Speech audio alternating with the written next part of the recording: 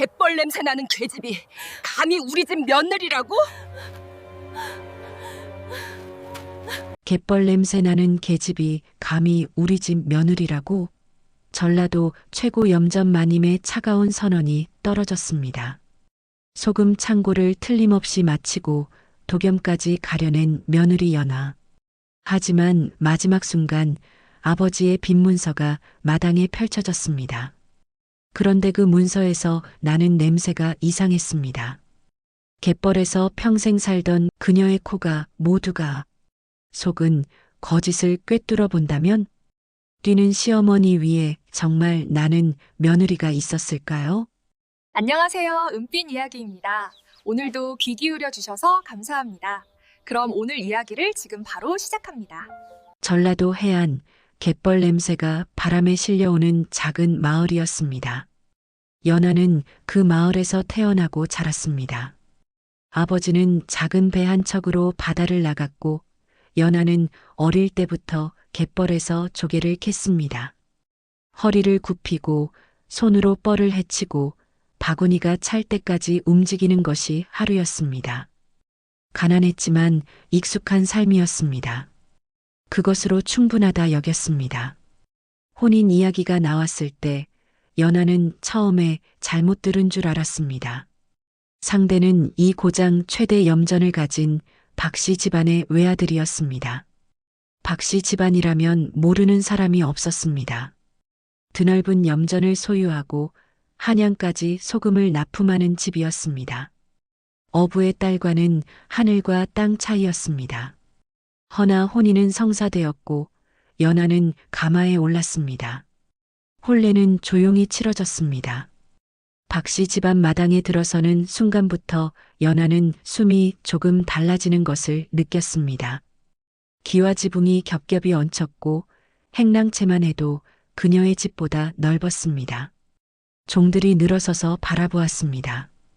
연하는 고개를 들지 못했습니다. 시어머니 장씨 마님은 혼례 내내 웃지 않았습니다. 풍채가 크고 눈매가 날카로운 여인이었습니다. 연하를 위아래로 훑어보는 시선이 잠깐이었지만 그 짧은 순간에 모든 것이 담겨 있었습니다. 혼례가 끝나고 첫날 밤이 지났습니다. 이튿날 이른 아침 연하가 안채로 들어서자 장씨 마님이 이미 자리를 잡고 앉아 있었습니다. 옆에 종몇이 서 있었습니다. 마님은 찻잔을 내려놓으며 입을 열었습니다. 갯벌 냄새 나는 계집이 이 집 며느리가 됐으니 제됨됨이는 스스로 증명해야지. 목소리는 조용했습니다. 그러나 조용한 것이 더 서늘했습니다. 연하는 두 손을 앞에 모은 채 고개를 숙였습니다. 얼굴이 달아올랐지만 내색하지 않으려 했습니다. 남편 박 씨는 그 자리에 함께 있었습니다. 연하는 그가 무언가 말해주기를 잠깐 기다렸습니다. 허나 그는 시선을 창밖으로 돌린 채 침묵했습니다. 찻잔을 들었다 내려놓는 소리만 났습니다. 장씨 마님이 말을 이었습니다. 내일부터 시험을 보겠다고 했습니다. 무엇을 시험할 것인지는 말하지 않았습니다. 연하는 그 말을 들으며 고개를 더 숙였습니다. 갯벌에서는 파도가 와도 버텼습니다. 이곳에서도 버텨야 한다는 것을 알았습니다. 다만 파도와 사람은 다르다는 것도 그날 처음 알았습니다. 시험은 아침 일찍 시작되었습니다. 장씨 마님은 연하를 염전 소금 창고 앞에 세웠습니다. 창고는 새 채였습니다. 문을 열자 소금이 산처럼 쌓여 있었습니다. 습기를 머금은 공기가 코끝을 찔렀습니다. 마님은 팔짱을 끼고 서서 말했습니다. 해가 지기 전까지 창고 세 곳의 재고를 정확히 맞춰라. 연하가 저울을 찾으려 하자 마님이 덧붙였습니다. 저울은 없다. 그것으로 끝이었습니다. 마님은 돌아섰고 하인 몇이 멀찍이 서서 지켜보았습니다. 연하는 잠시 창고 앞에 서 있었습니다. 막막했습니다. 그러나 오래 서 있지 않았습니다. 첫 번째 창고로 들어섰습니다. 연하는 쪼그려 앉아 소금 더미 아래를 손으로 눌러보았습니다. 겉면은 바슬바슬했지만 손가락이 파고들수록 단단해졌습니다. 굳은 층의 두께가 있었습니다. 갯벌에서 조개를 캐던 손이었습니다. 뻘의 깊이와 무게를 손끝으로 읽어온 손이었습니다. 소금도 다르지 않았습니다. 겉이 얼마나 말랐는지 속이 얼마나 눌렸는지를 보면 무게가 보였습니다. 연하는 더미의 높이를 눈으로 재었습니다. 바닥 면적을 발걸음으로 쟀습니다. 조개 한 바구니의 무게를 눈대중으로 맞추던 것처럼 쌓인 소금의 밀도와 부피를 머릿속으로 조합했습니다. 어릴 때부터 몸에 밴 감각이었습니다. 손이 기억하는 무게였습니다. 두 번째 창고, 세 번째 창고도 같은 방식으로 돌았습니다. 창고마다 소금의 상태가 달랐습니다. 습기가 많은 곳은 더 무거웠고 오래 쌓인 곳은 아래가 더 단단했습니다. 연하는 그 차이를 하나하나 손으로 확인하며 숫자를 정리했습니다. 해가 기울기 시작할 무렵 연하는 마당으로 나왔습니다. 장씨 마님이 기다리고 있었습니다. 연하는 숫자를 입으로 말했습니다. 창고 하나하나의 재고량이었습니다. 마님 옆에 하인이 장부를 펼쳐 대조했습니다. 잠시 침묵이 흘렀습니다. 숫자가 맞았습니다. 세 창고 모두였습니다. 마당에 서 있던 하인들이 서로 눈을 마주쳤습니다. 작게 웅성거리는 소리가 났습니다. 저울도 없이 창고를 눈으로만 돌아보고 맞춰낸 것이었습니다. 놀라지 않는 사람이 없었습니다. 장씨 마님은 표정을 바꾸지 않았습니다. 운이 좋았을 뿐이야. 그 한마디였습니다. 더 이상 말이 없었습니다. 마님은 소매를 여미고 안채로 들어갔습니다. 연하는 그 뒷모습을 바라보다 고개를 내렸습니다. 칭찬을 기대한 것은 아니었습니다. 다만 운이라는 말이 가슴 어딘가에 걸렸습니다. 조용히 걸렸습니다. 그때였습니다. 연하의 눈에 하인 하나가 들어왔습니다. 창고 쪽에서 나오는 참이었습니다. 손에 장부를 들고 있었습니다. 연하가 방금 확인을 마친 창고였습니다. 하인은 연하와 눈이 마주치자 자연스럽게 시선을 피했습니다. 걸음이 조금 빨라졌습니다. 연하는 그 뒷모습을 잠시 바라보았습니다. 아무 말도 하지 않았습니다. 다만 눈에 담아두었습니다. 갯벌에서는 물때를 읽어야 살아남았습니다. 이 집에서도 읽어야 할 것들이 있다는 것을 연하는 그날 처음 느꼈습니다. 이튿날 시험은 더 조용하고 그래서 더 까다로웠습니다. 장씨 마님은 연하를 넓은 마당으로 불러냈습니다. 마당 한가운데 소금 더미 5개가 나란히 놓여 있었습니다. 가마니에서 꺼내 쌓아둔 것이었습니다. 겉으로는 모두 같았습니다. 희고 고르고 별다른 차이가 없어 보였습니다. 마님이 팔짱을 끼고 말했습니다. 저 중에 사람을 병들게 하는 독염이 섞여 있다. 골라내거라. 연하는 더미들을 바라보았습니다. 독염이라는 것은 알고 있었습니다. 썩은 갯물이 스며든 소금이었습니다. 염전 관리가 허술하거나 바닷물이 고인 곳에서 잘못 긁어내면 생겼습니다. 먹으면 탈이 났고 오래 먹으면 몸이 망가졌습니다. 허나 눈으로는 좀처럼 구분이 되지 않는다고들 했습니다. 연하는 천천히 첫 번째 더미 앞에 섰습니다. 쪼그려 앉아 소금 한 줌을 손바닥에 올렸습니다. 빛을 보았습니다. 고운 흰빛이었습니다. 입자가 고르고 반짝였습니다. 코를 가까이 댔습니다. 바다 냄새가 났습니다. 깨끗한 냄새였습니다. 연하는 그것을 내려놓고 두 번째 더미로 옮겼습니다. 두 번째도 비슷했습니다. 세 번째도 마찬가지였습니다. 네 번째 더미 앞에 섰을 때였습니다. 손바닥에 소금을 올리는 순간 연하의 손가락이 멈췄습니다. 입자가 약간 달랐습니다. 미세하게 뭉쳐 있었고 빛이 다른 것보다 조금 탁했습니다. 눈으로는 그냥 지나칠 수 있는 정도였습니다. 연하는 코를 더 가까이 댔습니다. 거기에 있었습니다. 바닷물 썩은 냄새였습니다. 갯벌에서 오래 고인 물, 햇볕에 달궈져 쉬어버린 물의 냄새였습니다. 어릴 때부터 맡아온 냄새였습니다. 어른들이 조개를 고를 때 그 냄새가 나면 버리라고 했습니다. 몸에 좋지 않다고 했습니다. 연하는 그 냄새를 잊지 않았습니다. 자리에서 일어섰습니다. 네 번째입니다. 마당이 조용해졌습니다.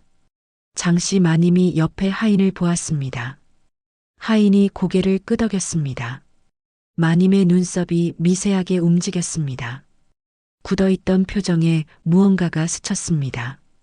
놀람인지 불편함인지 딱 잘라 말하기 어려운 빛이었습니다. 그러나 분명히 달라진 것이 있었습니다. 그때 마당 한쪽에서 낮은 목소리가 들렸습니다. 운이 두 번 따르는 법은 없지요. 염전관리인 도 참봉이었습니다. 50줄의 사내로 이 집 염전을 10년 넘게 관리해온 사람이었습니다. 체구가 작고 눈이 가늘었습니다. 팔짱을 낀 채 연하를 바라보는 눈빛이 곱지 않았습니다. 연하가 고개를 돌려 그를 보았습니다. 도 참봉은 시선을 피하지 않았습니다. 소금 일은 평생을 배워도 모자랍니다. 갯벌에서 조개나 캐던 분이 이틀 만에 다 안다 하면 그걸 믿을 사람이 있겠습니까? 목소리는 정중했습니다. 허나 말의 결은 날이 서 있었습니다. 연하는 아무 말도 하지 않았습니다. 반박하지 않았습니다. 다만 그 눈빛을 정면으로 받아냈습니다. 장씨 마님은 둘을 번갈아 보다 자리에서 일어났습니다. 오늘도 아무런 칭찬이 없었습니다. 허나 어제와는 달리 등을 돌리는 걸음이 조금 느렸습니다. 연하는 네 번째 소금 더미를 다시 내려다보았습니다. 손바닥에 남은 냄새가 아직 가시지 않았습니다. 이 집에도 썩은 것이 숨어 있다는 것을 연하는 소금보다 더 선명하게 느끼고 있었습니다. 장날 아침 연하는 빈손으로 집을 나섰습니다. 장씨 마님의 명은 간단했습니다. 돈도 쓰지 말고 집에 곡식도 건드리지 말고 해가 지기 전에 마을 사람들이 배불리 먹을 잔치를 열라는 것이었습니다. 하인들은 뒤에서 수군거렸습니다. 도 참봉은 멀찍이 서서 팔짱을 낀 채 지켜보았습니다. 연하가 무엇을 할 수 있을지 보겠다는 눈빛이었습니다. 장터는 이른 아침부터 사람으로 붐볐습니다. 연하는 그 사이를 천천히 걸었습니다. 무엇을 살 돈도 없었고 가져온 것도 없었습니다. 다만 눈을 열었습니다. 장터를 오래 보았습니다. 생선 좌판 앞에서 칼질을 하다 손을 베인 어물전 안악이 보였습니다. 무거운 짐을 지다 발목을 접질린 등짐 장수도 있었습니다. 국밥집 한켠에서 손이 부르튼 채로 일하는 노파도 눈에 들어왔습니다. 연하는 걸음을 멈추었습니다. 어물전 안악에게 다가갔습니다. 치맛자락을 찢어 상처를 싸매 주었습니다. 안악은 처음엔 낯선 여인을 의아하게 바라보았습니다. 연하는 아무 말 없이 손을 잡고 묶어주었습니다. 안악이 한참 후에 입을 열었습니다. 고맙소. 뭐라도 드려야 할 텐데. 연하가 말했습니다. 오늘 못 파실 것 같은 생선이 있으면 나눠주시면 됩니다. 안악은 잠시 머뭇거리다 팔다 남은 생선 몇 마리를 내밀었습니다. 연하는 두 손으로 받았습니다. 그렇게 장터를 돌았습니다. 발목 접질린 등짐 장수의 다리를 주물러주고 남은 무와 팔을 얻었습니다. 손이 부르튼 노파의 자리를 잠시 봐주고 묵은 된장 한 덩이를 받았습니다. 장터 구석구석에서 크고 작은 상처들을 돌보았고 그때마다 팔다 남은 것들, 쓰다 남은 것들이 연하의 손에 쌓였습니다. 오후가 되자 연하는 갯벌로 향했습니다. 어린 시절부터 드나들던 갯벌이었습니다. 물때를 알았고 어디를 파야 하는지도 알았습니다. 치맛자락을 걷고 뻘 속으로 들어갔습니다.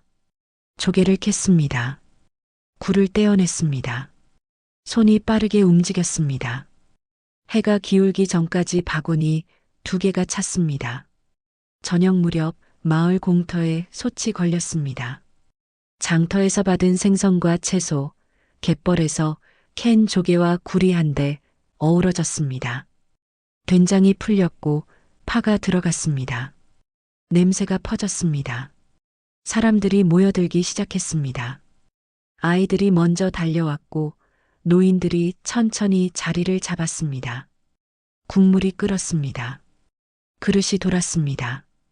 마을이 오랜만에 소란하고 따뜻했습니다. 장씨 마님이 공터 끝에 서서 그 광경을 바라보고 있었습니다. 표정을 읽기 어려웠습니다. 허나 시선을 거두지 않았습니다. 바로 그때였습니다. 도 참봉이 마님 곁으로 다가섰습니다. 낮은 목소리로 무언가를 속삭였습니다. 마님의 눈썹이 미세하게 움직였습니다. 연화 쪽을 바라보는 눈빛이 달라졌습니다. 따뜻함이 아니었습니다. 무언가를 재는 눈빛이었습니다. 연화는 그것을 보지 못했습니다. 국물을 퍼 노인의 그릇을 채워주고 있었습니다. 잔치가 채 끝나기도 전이었습니다. 도 참봉이 마당 한가운데로 걸어 나왔습니다. 손에 문서 하나를 들고 있었습니다. 접힌 종이였습니다. 그가 그것을 펼쳐 들었을 때 주위가 조용해졌습니다. 마을 사람들이 남아 있었습니다. 하인들도 서 있었습니다. 장씨 마님은 상석에 앉아 있었습니다. 도 참봉이 입을 열었습니다. 이댁 며느리의 아버지 어부 영가에게 빚이 있습니다. 3년 전 박씨 상단에서 빌린 돈으로 아직 한 푼도 갚지 않은 것이 문서에 기록되어 있습니다. 연화의 귀가 울렸습니다. 아버지의 이름이 들렸습니다. 빚이라는 말이 들렸습니다. 그러나 연화는 그런 이야기를 들어본 적이 없었습니다. 아버지는 가난했지만 남에게 손을 벌리는 사람이 아니었습니다. 배를 고쳤으면서도 그물이 헤어지면서도 빌리는 것을 부끄러워했던 사람이었습니다. 연화는 문서를 보려 했습니다. 도 참봉이 한 발 물러서며 마님 쪽으로 문서를 내밀었습니다. 연화가 볼 수 있는 자리가 아니었습니다. 장씨 마님이 문서를 훑어보고 내려놓으며 말했습니다. 빚쟁이의 딸을 이 집 며느리로 둘 수는 없다. 목소리는 조용했습니다.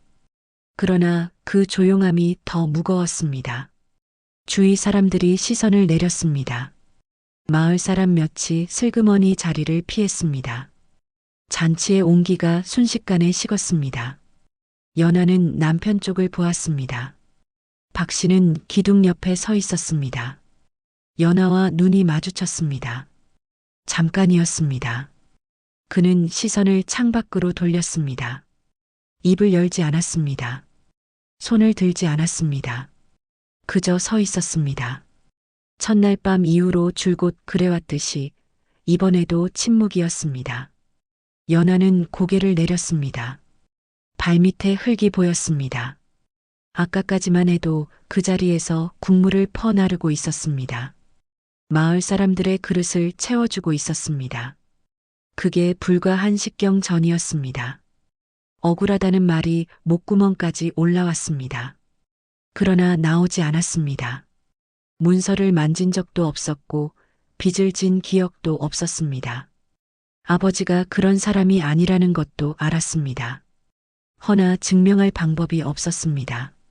문서는 이미 마님의 손을 거쳤고 도 참봉은 태어냈고 남편은 침묵했습니다. 연화는 오래 고개를 숙이고 있었습니다. 갯벌에서는 아무리 거센 파도가 와도 발을 디디고 버텼습니다. 허나 지금은 발을 디딜 땅이 없었습니다. 억울함도 눈물도 전부 삼켰습니다. 삼키는 것 말고는 달리 할 수 있는 것이 없었습니다. 그날 밤 연화는 잠들지 못했습니다. 눈을 감으면 도 참봉이 문서를 펼치던 장면이 떠올랐습니다. 장씨 마님의 목소리가 귓가에 맴돌았습니다. 아버지의 이름 세 글자가 자꾸 걸렸습니다. 연아는 자리에서 일어나 앉았습니다. 아버지가 빚을 졌다는 것이 믿기지 않았습니다. 믿기지 않는 정도가 아니라 아닐 것이라는 확신이 있었습니다. 문서를 다시 봐야 했습니다. 이튿날 아침 연아는 기회를 기다렸습니다. 장씨 마님이 바깥 손님을 맞으러 사랑채로 자리를 비웠습니다. 연아는 조용히 안채로 들어섰습니다. 마님이 문서를 넣어둔 함을 알고 있었습니다. 전날 마님의 손이 향한 곳을 눈여겨봐 두었습니다. 함을 열었습니다. 문서가 있었습니다. 연아는 그것을 꺼내 들었습니다. 손이 조금 떨렸습니다. 펼쳤습니다. 아버지의 이름이 적혀 있었습니다. 도장도 찍혀 있었습니다. 일견 흠잡을 곳 없어 보였습니다. 연아는 문서에 코를 가까이 댔습니다. 냄새가 났습니다. 먹 냄새였습니다. 그런데 무언가 달랐습니다. 연아는 눈을 감고 다시 맡았습니다. 비린한 기운이 섞여 있었습니다. 생선 기름 같기도 하고 오래 괸 물 같기도 한 냄새였습니다. 생경했습니다. 기억이 떠올랐습니다. 아버지는 글을 쓸 때마다 직접 먹을 갈았습니다. 솔잎을 태워 만든 그 으름으로 빚은 먹이었습니다. 시장에서 파는 것이 아니었습니다. 마을 노인에게서 배운 방식이었습니다. 그 먹으로 쓴 글씨는 냄새가 달랐습니다. 맑고 조금 쓴 냄새였습니다. 연아는 어릴 때부터 그 냄새를 맡으며 자랐습니다. 지금 손에 든 문서의 냄새는 그것이 아니었습니다. 연아는 종이 결을 손끝으로 짚었습니다. 갯벌에서 물건을 고르던 손이었습니다. 조개 껍데기의 결을 읽고 소금 입자의 차이를 집어내던 손이었습니다. 종이 표면이 고르지 않았습니다. 군데군데 미세하게 일어나 있었습니다. 한번 물이 닿았다 마른 흔적 같았습니다. 오래된 문서라면 있을 수 없는 자국이었습니다. 연아는 부엌으로 갔습니다. 장작불이 타오르고 있었습니다. 문서를 불빛 가까이 가져갔습니다. 불빛이 종이를 통과했습니다. 연아의 눈이 좁아졌습니다. 보였습니다. 먹 아래로 희미하게 다른 글자의 흔적이 비쳤습니다. 원래 적혀 있던 내용을 지우고 그 위에 다시 쓴 것이었습니다. 글자가 겹쳐 있었습니다. 연아는 한참 그 자리에 서 있었습니다. 손이 떨리지 않았습니다. 오히려 조용해졌습니다. 갯벌에서 독염을 찾아냈을 때처럼 냄새가 진실을 먼저 말해주었습니다. 문서는 위조된 것이었습니다. 연아는 위조된 문서를 손에 쥔 채 안채로 들어섰습니다. 장씨 마님이 자리에 앉아 있었습니다. 도 참봉도 마님 곁에 서 있었습니다. 연아가 문서를 내밀었습니다. 불빛에 비추면 보이는 것들을 설명했습니다. 먹 냄새가 다른 것도, 종이 결이 일어난 것도, 글자가 겹쳐 있는 것도 하나하나 짚었습니다. 목소리가 떨리지 않았습니다. 도 참봉의 얼굴이 굳었습니다. 그는 부인하려 했습니다. 그러나 연아가 문서를 촛불 앞에 가져다 댔습니다. 겹친 글자가 드러났습니다. 마님이 그것을 오래 들여다보았습니다. 방 안이 조용해졌습니다. 그때 연아의 눈에 무언가가 들어왔습니다. 도 참봉의 허리춤에 매달린 작은 주머니였습니다. 주머니 끝이 벌어져 있었고 거기서 가느다란 은빛이 삐져나와 있었습니다. 반쪽짜리 반지였습니다. 부러진 은반지였습니다. 마님의 시선도 같은 곳에 닿았습니다. 마님의 얼굴이 달라졌습니다. 굳어있던 표정이 무너졌습니다. 눈빛이 먼 곳으로 가는 것 같았습니다. 마님이 천천히 자리에서 일어나 도 참봉 앞으로 걸어갔습니다. 그리고 손을 뻗어 주머니에서 은반지 조각을 꺼냈습니다. 도 참봉이 막으려 했지만 마님의 눈빛에 그대로 굳어버렸습니다. 마님은 그것을 손바닥에 올려놓고 오래 바라보았습니다. 품속에서 무언가를 꺼냈습니다. 똑같이 부러진 은반지 조각이었습니다. 두 조각을 맞대었습니다. 딱 맞았습니다. 연하는 숨을 참았습니다. 마님이 입을 열었습니다. 목소리가 평소와 달랐습니다. 낮고 느리고 힘이 빠져 있었습니다. 20년 전이었다. 내가 처음 이 집에 왔을 때 마님은 도 참봉을 보지 않았습니다. 허공을 보며 말했습니다. 20년 전 도 참봉의 아버지가 지금과 똑같은 방식을 썼다고 했습니다. 가짜 빈문서를 만들었고 마님의 아버지 이름을 거기에 적었습니다. 마님을 이 집에서 내쫓으려 했습니다. 그때 마님은 혼자였습니다. 남편은 병석에 누워 있었고 시댁 어른들은 모른 척 했습니다. 믿어주는 사람이 아무도 없었습니다. 그때 나는 아무도 없었다. 그 한마디가 방 안에 오래 머물렀습니다. 연하는 마님을 바라보았습니다. 처음 보는 얼굴이었습니다. 날카롭고 단단하기만 했던 사람이 그 안에 20년을 혼자 사겨온 것들을 품고 있었습니다. 갯벌 냄새 나는 계집이라던 말도 시험을 선포하던 눈빛도 다르게 보였습니다. 이 사람도 한때는 낯선 집에 홀로 들어선 며느리였던 것이었습니다. 마님의 눈에 물기가 고였습니다. 흘리지는 않았습니다. 그러나 감추지도 않았습니다. 도 참봉은 그 자리에서 쫓겨났습니다. 변명할 말을 찾지 못했습니다. 두 조각의 은반지가 모든 것을 말하고 있었습니다. 연하는 아무 말도 하지 않았습니다. 마님 곁에 조용히 앉았습니다. 그것이 전부였습니다. 말보다 먼저 닿는 것이 있었습니다. 방 안에는 오래된 슬픔의 냄새가 가득했습니다. 갯벌의 냄새와 조금 닮아 있었습니다.